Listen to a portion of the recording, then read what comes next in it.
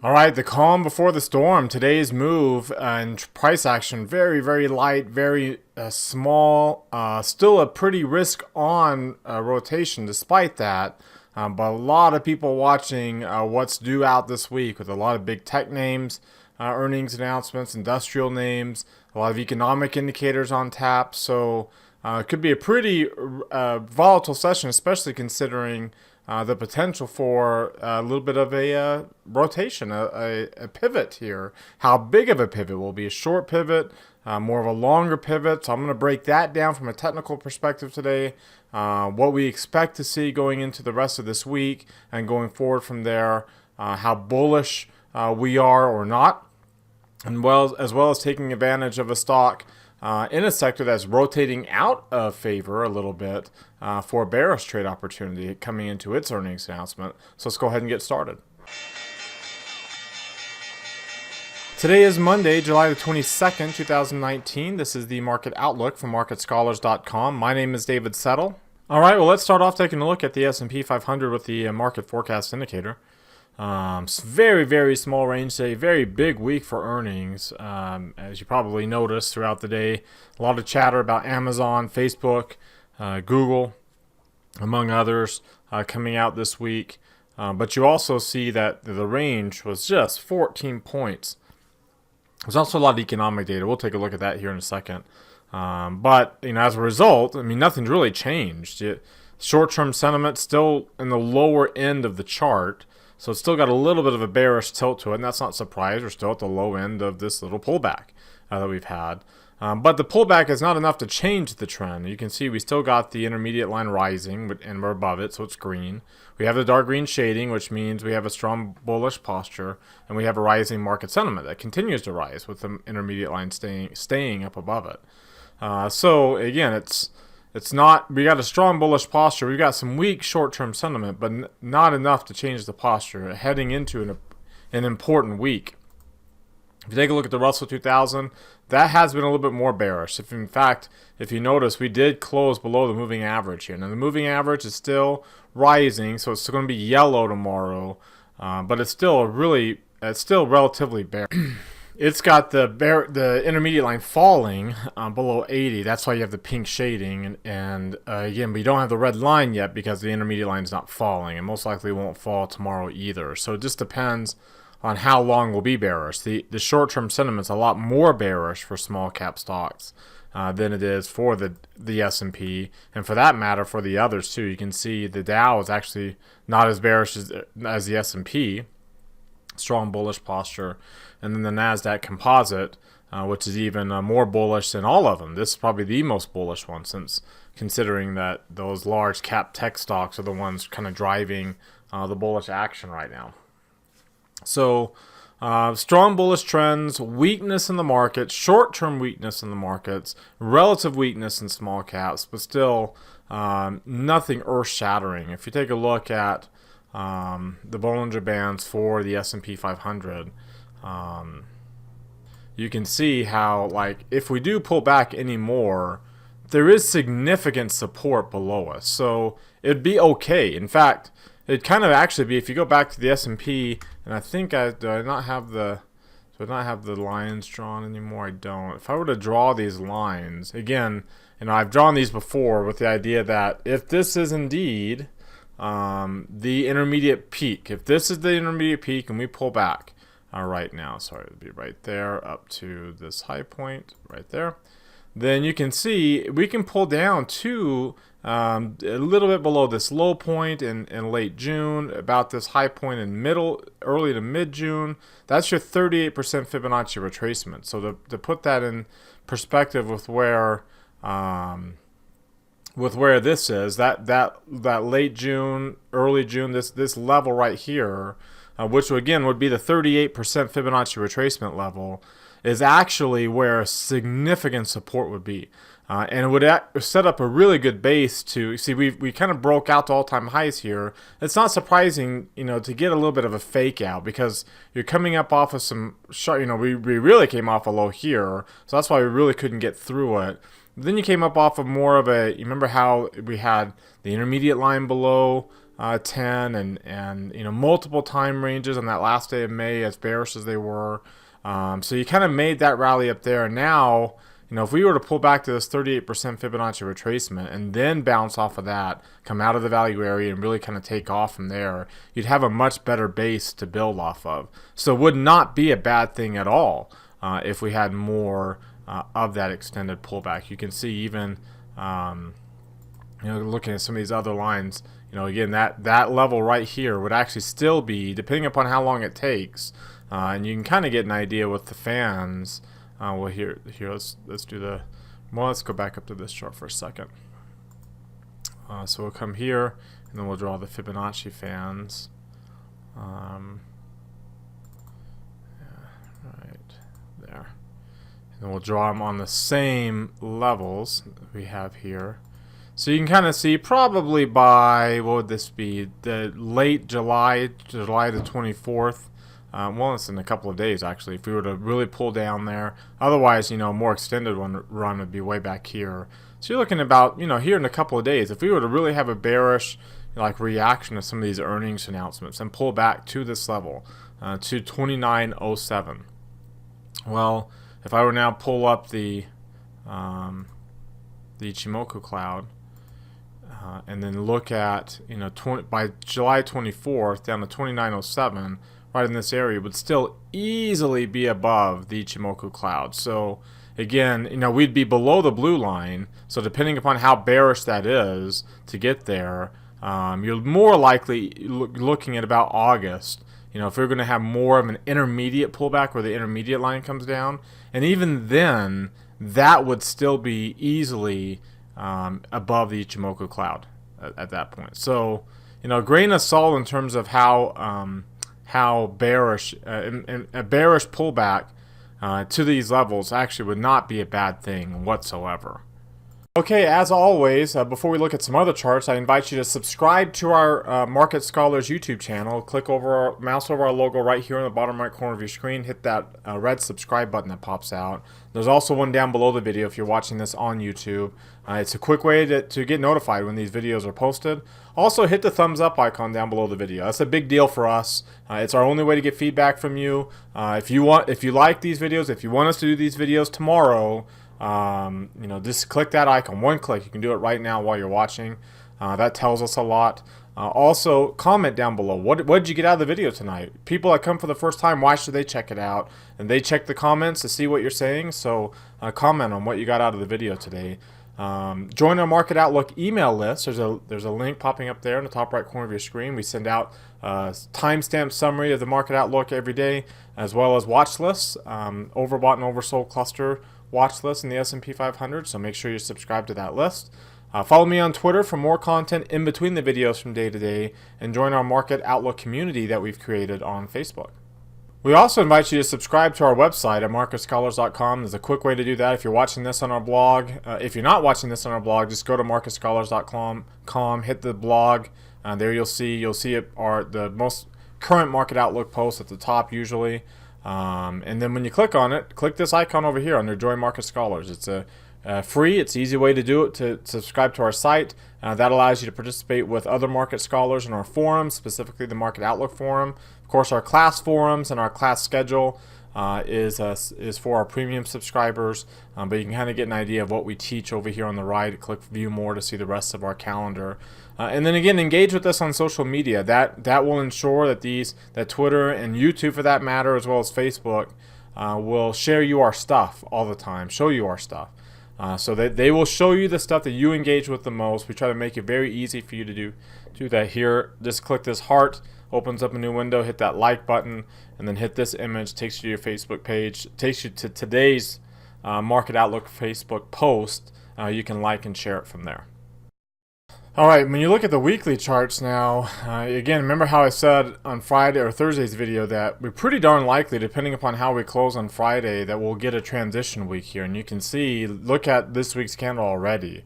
So usually you start out with a pretty decent bullish Hakinyashi candle, but that's not the case. Now, granted, the regular candle looks really small because of, it's 1 day out of 5, but this is an average. So this chart can and could look as bullish if we were bullish, but we're just not. We're The open of this week's, this is the closest that we've started the week this close to the open of the Heikin-Ashi candle in a long time, in multiple weeks. So it opens up the possibility. Doesn't mean that we have to. There's plenty of times where we didn't reverse. You can see a couple transitions over here and we rallied higher. But there's a good chance that we can reverse. And again, the intermediate pullback down to 29.07 would not be a bad thing, if that ends up being the case. And some signs are pointing to the likelihood of that happening.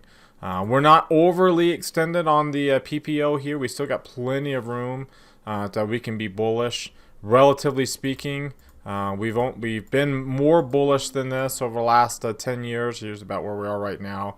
You notice when we get to be about this bullish, we end up some pretty long trends.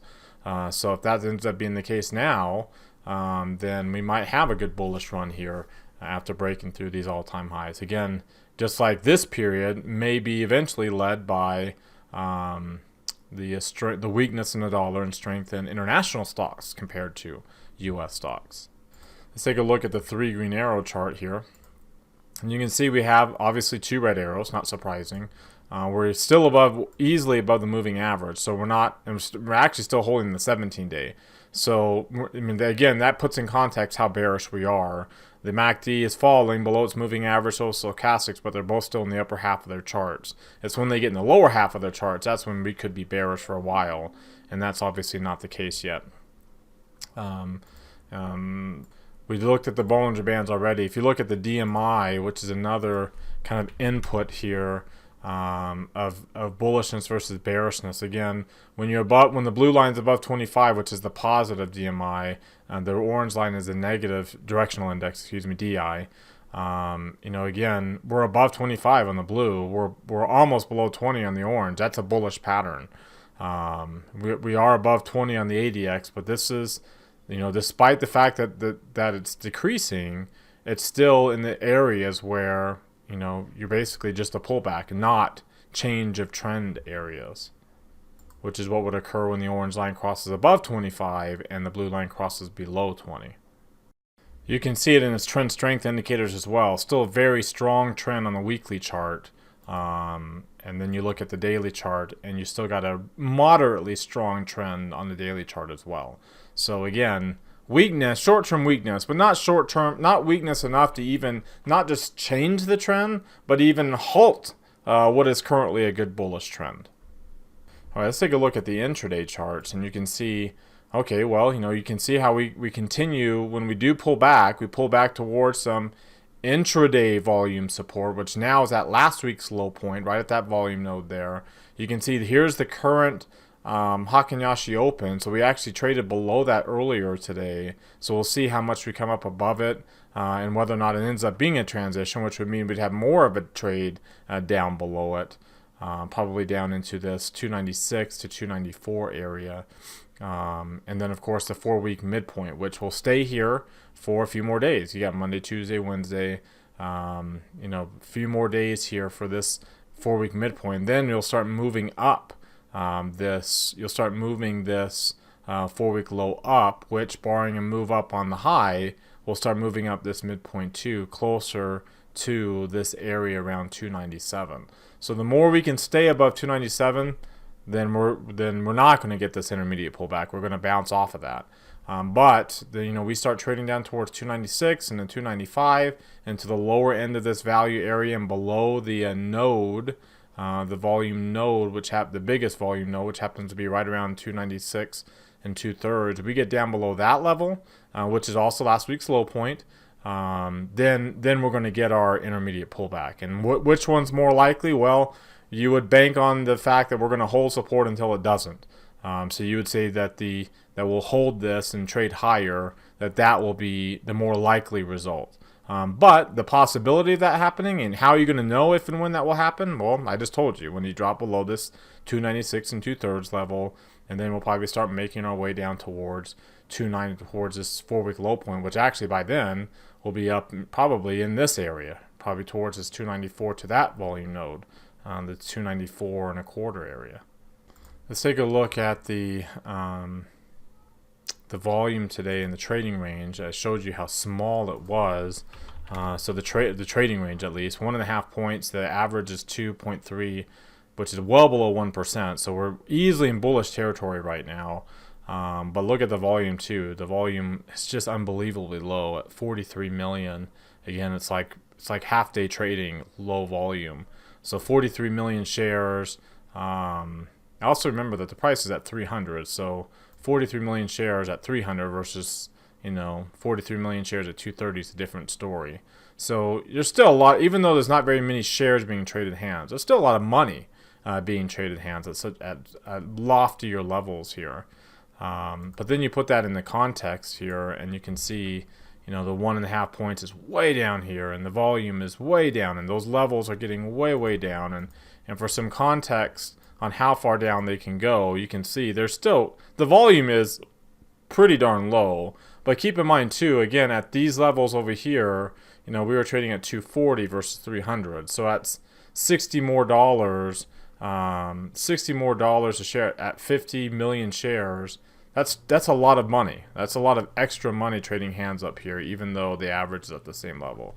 So keep that in mind, and when you're comparing apples to apples here on this volume, you have to kind of put a function of volume times the price to really get a good picture of apples to apples comparison.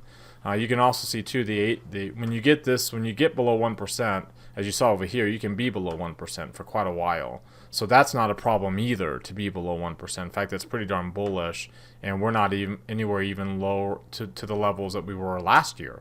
So we've got some room that we can go down even on the trading range. And then finally, the volatility is relatively high too. It's not at low levels. We haven't even flirted with the extreme lows.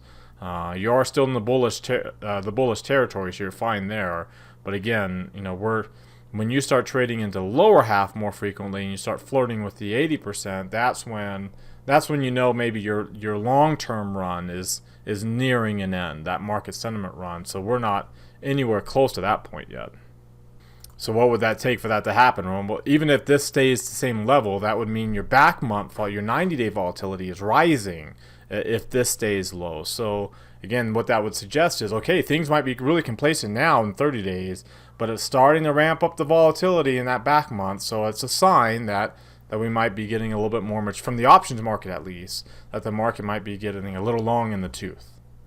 So to summarize, the market posture is still strongly bullish. We have some short-term weakness. There's a good chance that this weakness will just bounce right into and maintain this summer grind. And that's what we'd expect as the setup is currently right now. But there's also a possibility that we can turn into more of an intermediate pullback. And as you see, that would be very normal, be very healthy, and it would actually probably be better for the markets if we got that, because it would give us a better bounce. It would shake out some weak hands. We'd get the markets in turmoil images on the screen, and in the past, that's usually a very bullish sign for the markets. So it would probably not be a bad thing at all if we got more of that intermediate pullback. But also, we can continue to grind higher. Again, you expect support to hold until it doesn't. It's just, if support doesn't hold, at least in the short term, then we get this intermediate pullback, which would actually be a bad thing, or a good thing, excuse me. So you can kind of get an idea of what we're expecting here.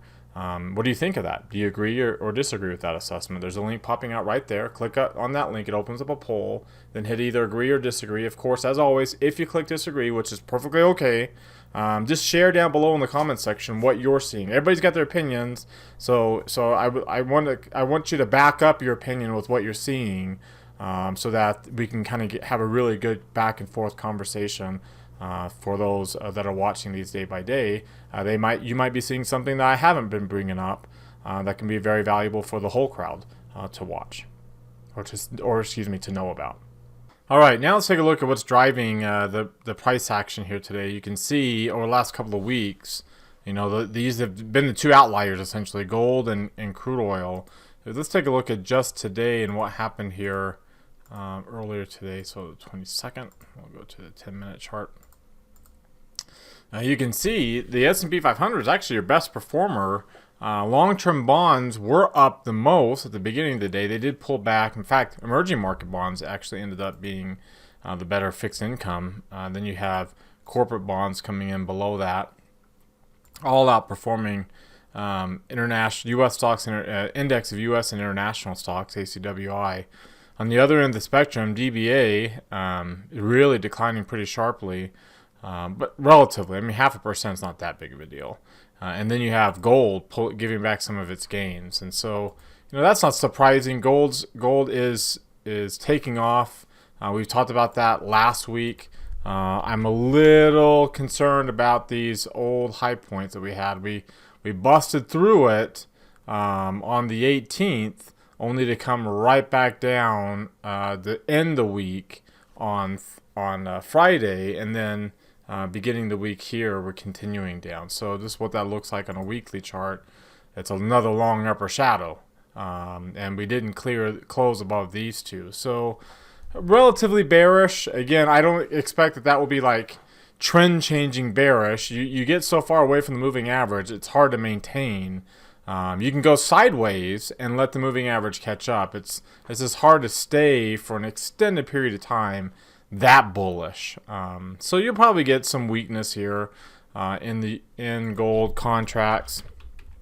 The dollar is kind of having a hard time, breaking down, so to speak. Every time it looks like it's about to, it makes a little bit of a bounce up. So the dollar's not giving up anytime soon. In fact, you've got the dark green shading with the strong bullish posture, and you have a dark green line now. So that's a pretty bullish posture in and of itself. And you also have crossed above the market sentiment line. It's not rising yet, so we're not like, it's not like off the charts bullish here, and we're not getting up to new highs. Clearing these highs. We really need to clear, these highs right here, and of course the 98 level is the kind of the bigger long-term level to look at. If I were to pull this all the way down to, pretty much this whole intermediate decline, you can see, this kind of 97.5 is the Fibonacci retracement level for this decline. So, breaking up above and staying up above here would kind of reverse, and you got a little bit of an inverse head and shoulders pattern. The strongest near-term line that we've seen in a while, in fact, for quite a while actually. So relatively bullish. Keep in mind that that's actually the day that just barely started on the dollar. So we'll see how we finish up here today. Crude oil still pulling back. Again, kind of a reflection of especially small cap stocks, but it's a reflection of just risk appetite in general. Pulling back, but not reversing, not trending lower, just pulling back after having started. In this case, very similar to small caps, actually, not really able to get going yet. In fact, if I were to take all these off, and pull up the comparison chart of crude oil to not the S&P 500, but to the Russell 2000, so the small cap index here, you can see very similar patterns, right? We're not above this peak. We're below this peak. Same thing with small cap stocks in purple. We're well below the peak we had over here. Obviously, over here, small caps peaked first, and then crude oil peaked. Then over here, you can see, the crude oil continued higher while small caps didn't. Small caps kind of maintained their sideways action. And then we fell down, and then both of them fell down together, and then they've both since rallied. So pretty decent correlation here between crude and unlike the S&P, which has broken out to new highs well above these October highs, well, not well above, but easily above those October highs. Not the case at all for these other asset classes. You look at the foreign markets and who's performing and who's outperforming. Here, let's pull up the foreign market chart. We'll do the big ones. Well, let's do all of them. The combined foreign markets, you can see, you've got a lot of pink, lots of pink on here. We don't have a lot of red lines. In fact, UK and Germany, India have red lines to go along with that pink. India also has dark pink shading because you're below 50. Same with UK and Germany. Not the case in Japan. Not the case in China. They're still both above 50. France also not as bearish as these other developed markets. And of course, Russia with a very, very weak bearish posture. So some are pulling back more than others, but there's some clear winners right now. And And again, when we were really bearish, like in 2000 last year, before the S&P peaked in 2018, everything was falling together. I mean, there was like maybe a one-off like Brazil, but pretty much everything was moving down. Emerging markets, developed markets, they were all declining. That's not necessarily the case here. There's a lot more diversity here, a lot more diversification, and so that's actually a pretty decent sign. Because again, when things are really bearish, everything goes down. And we saw that by the end of the year. Eventually, the U.S. got caught up into it too. Otherwise, as we maintain bullish trends, different things pull back at different speeds and different levels, and that's kind of what we're seeing across all these different major economies, markets. Now let's take a look at the sector performance, and of course heavily influenced by earnings announcements, as it usually is. And you can see today's best performer was the tech sector. All these big name companies, let's get to today's chart. All these big name companies that have earnings coming out, most of them this week, they were all up today. In fact, XLK was your one big outlier to the upside. On the flip side, materials and staples were the biggest losers. Utilities down here at the end. Real estate also down. So, I saw something that said, we're rotating out of defensive areas. And just remember that there has been a rotation out into the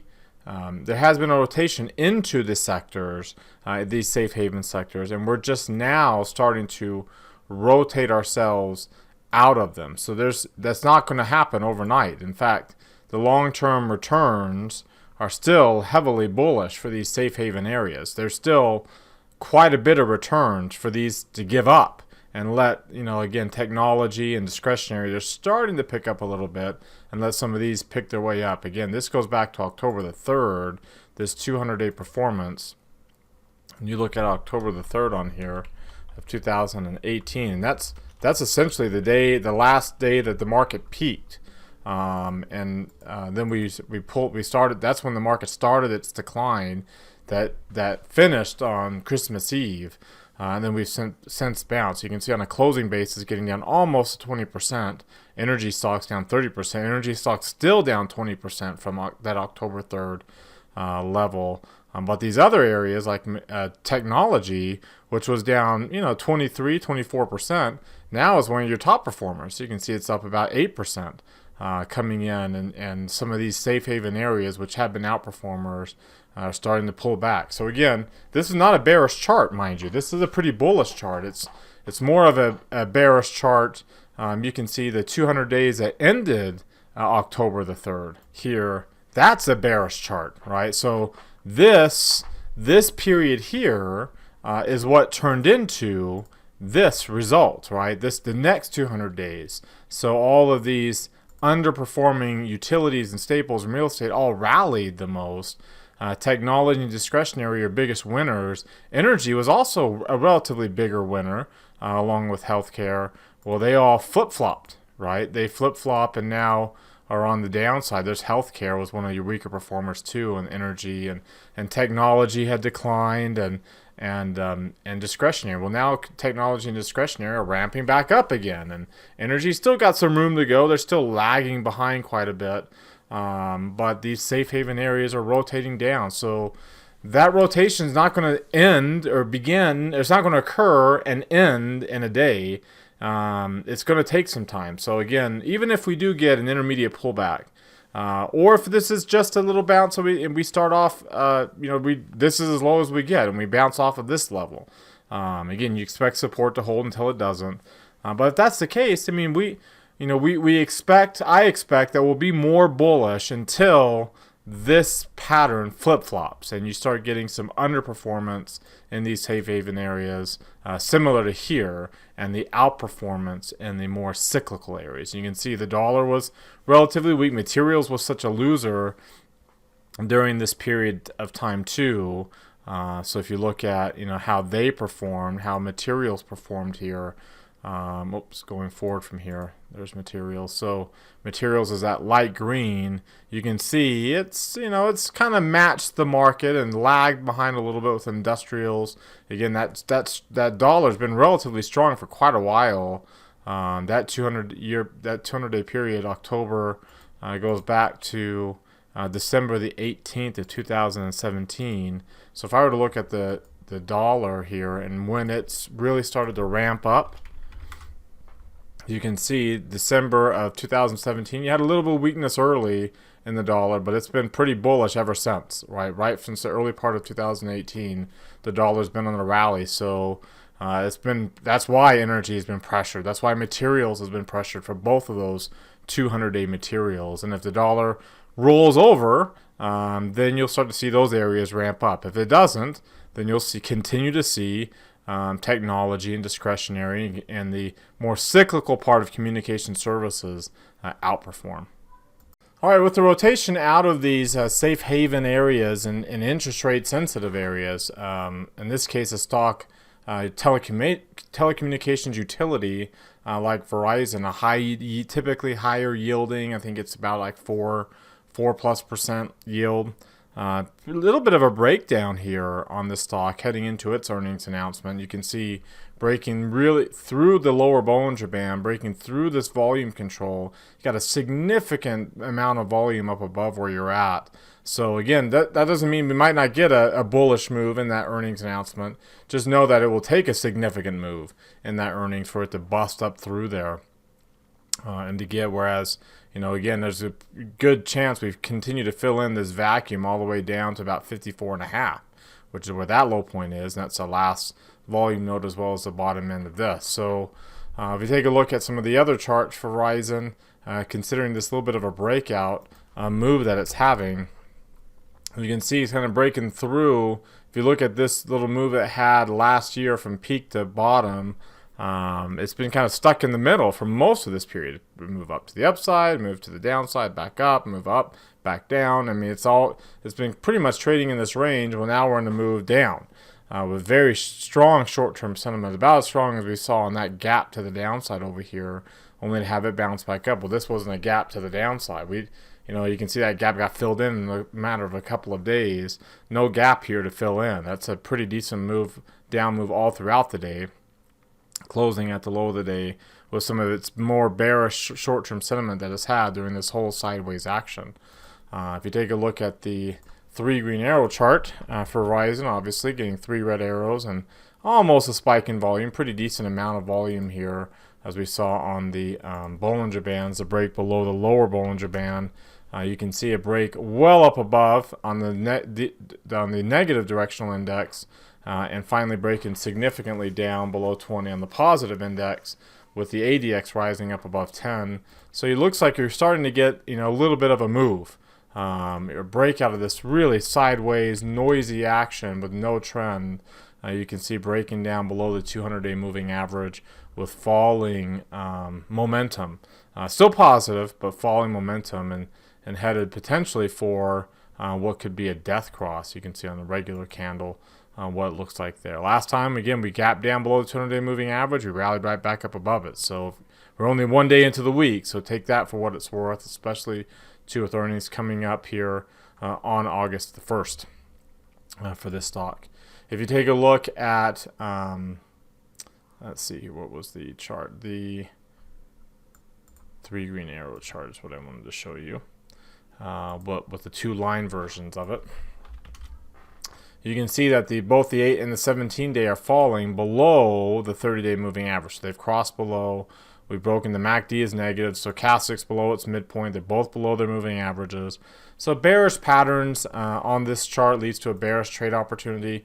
You look at its weeklies. In this case, there's pretty decent liquidity for this weekly earnings to sell the 57, buy the 59. You can see the break even for this from the Analyze tab, if you put it on the chart, is back up above that high point. So again, it would have to break through the high that we just came down from, that we basically have broken down from, and you'd have to break through that point of control, that big volume node, which is going to act like a significant resistance. Just to get to a break-even point, to get to the point, have to get a little bit above that, actually, up to 58 before you would lose $51, which is what you're trying to get. Now keep in mind, we have to position size for the possibility of losing 149, even if we don't want to take that big of a loss, especially with the earnings coming up. That is a risk event. It doesn't mean that we can't trade. It just means that we have to keep an eye out and position size smaller than what you normally do. So if you normally put a if you normally run your position sizing formula and you find out that, okay, if this were a normal trade, I'd do 4 contracts. Well, here I'd probably only do 2 contracts, if that's the case. Whatever the case may be, with the way you account for that risk event is you position size smaller than what you normally do. All right, so that does us for today. Now you've heard from me. I want to hear from you. Let's keep this conversation going in our forums on marketscholars.com. There's a link right there popping out. Click on that link. It takes you to our forums. Remember, you have to subscribe there. Any questions or comments you have, open up a new thread. Remember, you can also reply to anybody else's thread as well. It's meant to be a dialogue among all of the viewers of this video. So let's keep this discussion going on here.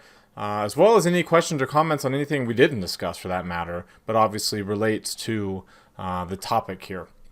Again, thank you very much for watching. Remember to subscribe to our YouTube channel, click that thumbs up icon, and comment down below on the video. Follow me on Twitter for more content in between the videos, and join our community on marketscholars.com as well as the one that we created on Facebook. Have a great rest of your weekend, everybody, and rest of your weekend. I wish it was the weekend. Have a great rest of your Monday, and we'll see you all tomorrow.